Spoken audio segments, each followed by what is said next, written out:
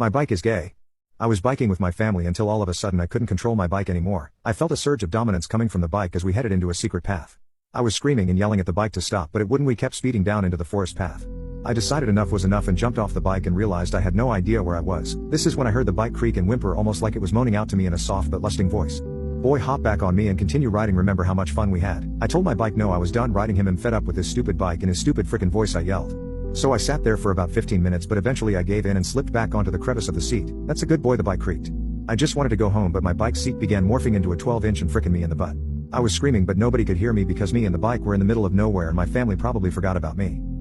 The bike continued to manipulate me into believing I never had a family in the first place and led me to a secret underground bike shop where they locked up weary bikers who had been submissive to their bikes and reaped the consequences. There were submissive male bikes, dominant female bikes, the whole thing in this bike shop. They locked me up and were planning to turn me into a bike by shoving an exhaust up my butt and putting chains around my D. But during the night when the bikes were sleeping, I managed to escape. I started a fire and burnt down the bike shop and then took my skateboard. You will never be a real Austrian painter. You have no chambers, you have no political power. You are a 14-year-old boy warped by internet lunatics and attempting to be unique and edgy into a crude mockery of a non-existent regime. All the political support you get is two-faced and half-hearted. Behind your back people mock you. Your parents are disgusted and ashamed of you. Your friends laugh at your ghoulish beliefs behind closed doors. People are utterly repulsed by you. Decades of political evolution have allowed people to realize your actual intentions. Even nationalists that couch their language in enough plausible deniability, your bone structure is a dead giveaway. And even if you manage to win one election, you'll lose the second people inevitably find a videotape of you ranting about Austrian painter nonsense. You will never be happy. You wrench out a fake smile every single morning and tell yourself it's going to be okay, but deep inside you feel the depression creeping up like a weed, ready to crush you under the unbearable weight. Eventually it'll be too much to bear. You'll buy a rope and plunge into the cold abyss. Your parents will find you, heartbroken but relieved that they no longer have to live with the unbearable shame and disappointment. They'll bury you with a headstone marked with your birth name, and every passerby for the rest of eternity will know a self-hating minority is buried there. Your body will decay and go back to the dust, and all that will remain of your legacy is a skeleton that is unmistakably non-white.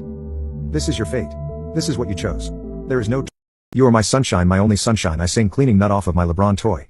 It began lapping up, the seeds grew larger and larger until it was the size of a real LeBron. It looked at me with a mischievous grin and said, "Thank you for bringing me to life, master. I am yours to command." I couldn't believe it. I had created a living, breathing LeBron toy. I quickly thought of all the things I could do with my new companion, but then remembered that I needed to keep it a secret. I didn't want anyone to know that I had a magic toy that could come to life. I spent the next few days playing and bonding with my LeBron toy.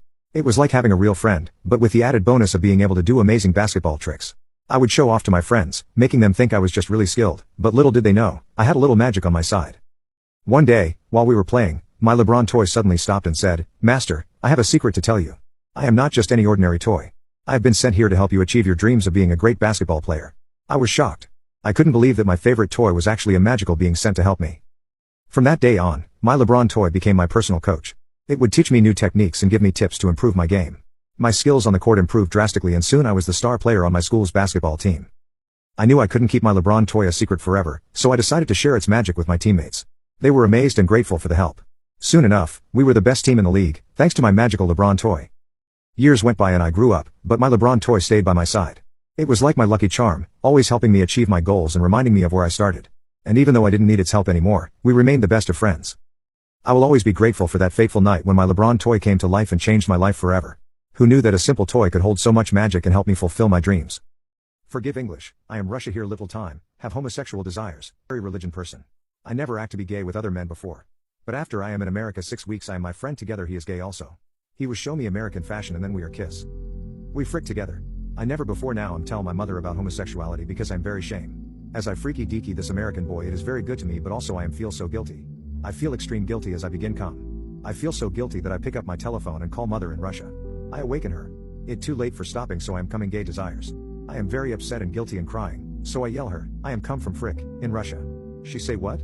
I say I am come from frick and she say, "You boy, do not marry American girl," and I say no, I am come from love with man, I am in butt, I come in butt, and my mother very angry me. She not get scared though. I hang up phone and am very embarrassed. My friend also, he is very embarrassed. I am guilt and feel very stupid. I wonder, why do I gay with man? But I continue because when it spurred it feel very good in American cheeks. Update, I have been impregnating multiple American men with communist homosexual desires, driving them to do my every bidding. I am a naughty boy to mother Russia, such a naughty boy. Am cum in men's.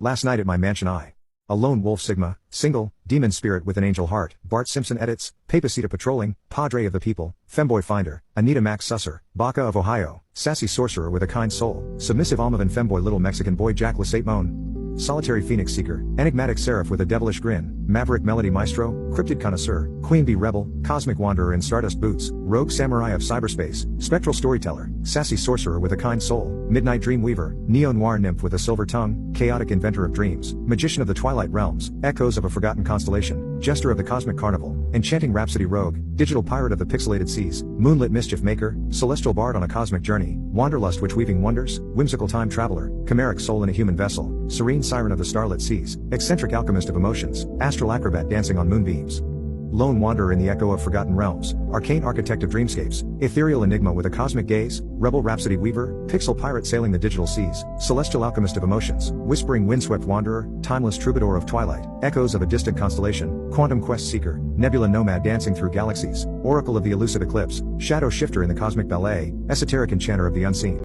My mom booked me into a conversion camp.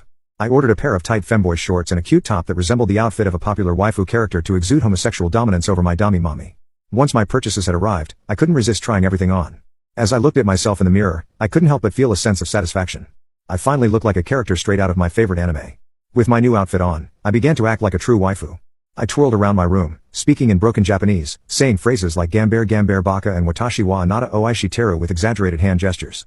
I was completely lost in my own little world, pretending to be a powerful and seductive anime character. But my fun was quickly interrupted when I heard a knock on my door. Before I could even respond, my mom barged in, looking furious. She took one look at me and her eyes widened in shock and anger. "What on earth are you wearing? And why are you speaking in Japanese?" she scolded. I froze, suddenly realizing how ridiculous I must have looked. My face flushed with embarrassment as my mom continued to scold me for my behavior. But before I could even process what was happening, she grabbed me by the ear and dragged me out of my room and into the living room. As she scolded me, I couldn't help but squirm in discomfort. The tight shorts and long socks were not exactly the most comfortable pieces of clothing. And as if things couldn't get any worse, my mom pulled me over her lap and began to spank me. The mix of embarrassment, discomfort, and anger was overwhelming. I couldn't help but let out a moan as each spank landed on my bottom. And to my utter shock, I suddenly felt a warm liquid spurt out of me and onto my mom's lap. Her scolding turned into a shriek of disgust as she quickly let me go and I scrambled off her lap. Mortified and confused, I looked at my mom with wide eyes as she glared at me in horror. "Get that disgusting outfit off and go to your room," she yelled, pointing to the door. I quickly scurried away, feeling humiliated and ashamed. As I changed out of my waifu outfit and into something more appropriate, I couldn't help but wonder why I had acted the way I did. Maybe it was my way of coping with the chaos at home, or maybe it was just my love for anime taking over. But one thing was for sure, I definitely wouldn't be dressing up as a waifu anytime soon. And as for my mom's punishment, well, I would have to find a way to make it up to her and hope she would forgive me for my embarrassing outburst. My best friend has been missing for 4 years. I just started receiving some horrifying messages. There was always something strange about my best friend Noah. I remember my teacher sat us together on our first day, and he said to me, "I like you, Peregrine. Let's be friends." I thought this would just be a normal friendship, but I never could have guessed the horrifying reality this would lead to. Over the next few years, we stayed extremely close, and as we grew up, he became extremely good looking. I remember we were often followed around at school and sometimes even on the weekends by a group of flighty girls who would giggle and whisper behind their hands about Noah. He became extremely popular in high school and took me along for the ride. Everyone was desperate to be his friend, but he only ever seemed to have time for me. I thought his life was perfect, but just like anyone, Noah has secrets that I didn't know about. Noah's mother was just 18 years old when she gave birth to her only son. 4 years later, she died of a substance overdose, which was speculated, but not confirmed, to be deliberate. His father had been heartbroken, but in his mind, his wife's death was Noah's fault. It became something of a hobby of his to polish off an entire bottle of whiskey a couple of times a week, and subsequently knock 7 shades of shit out of his son, just so he'd never forget his mother died because of him. Naturally,